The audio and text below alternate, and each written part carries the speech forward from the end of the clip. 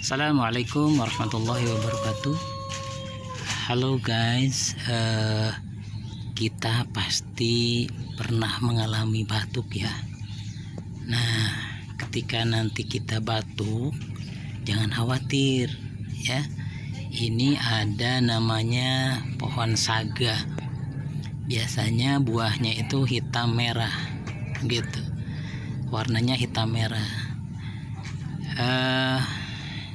Saya sudah mempraktekkan dan alhamdulillah ini sekaligus testimoni aja ya. Ini daun saga ini alhamdulillah manjur untuk meredakan batuk.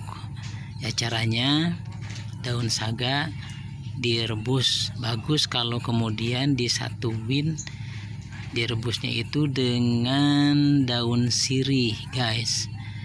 Nah, airnya kemudian kita minum, insya Allah batuk kita reda biidznillah.